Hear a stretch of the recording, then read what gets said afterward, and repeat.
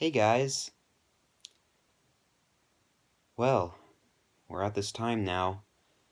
The franchise has slowly started to struggle. My hopes for the show itself have been down since Journey Beyond Sodor, and the last good thing we have, at least from my point of view, are the toys.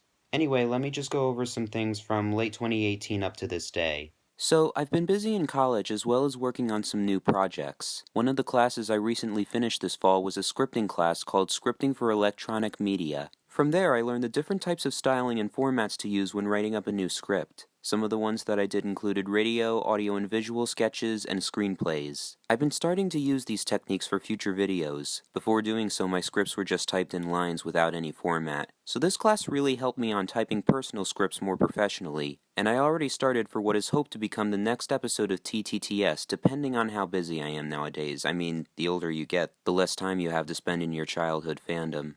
I know, it's sad.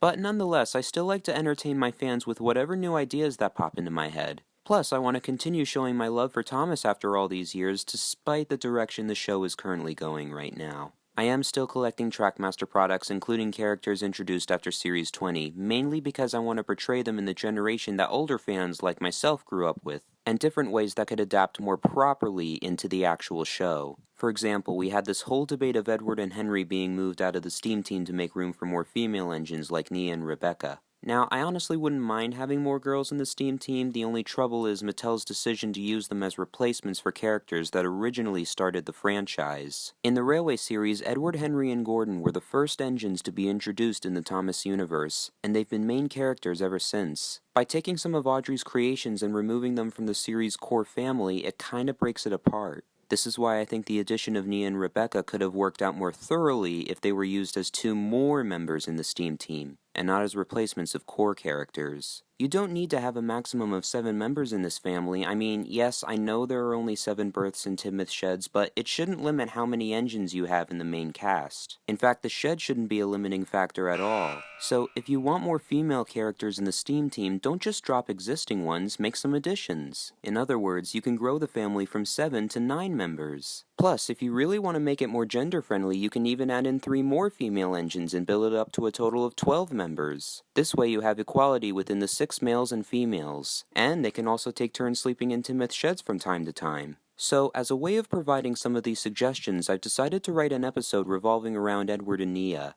Now, I will be using Wellsworth as Edward's shed because Timoth in my series has only 5 berths rather than for reasons of diversity. If I had 1 or 2 more, I would have definitely placed him here, but because I don't, I have to settle him elsewhere, and maybe have him share spots with other engines in Timoth for various reasons. Finally, to make future content stand out more, I've been hoping to get more voice actors for new characters, just like I've been doing in the past. Of course, my only problem is that I can no longer send messages on YouTube the old-fashioned way. Remember when you could just go onto a channel and there was a send message button that you could click and you had an inbox of all the comments and messages that were sent out to you? It was so much simpler to use back then.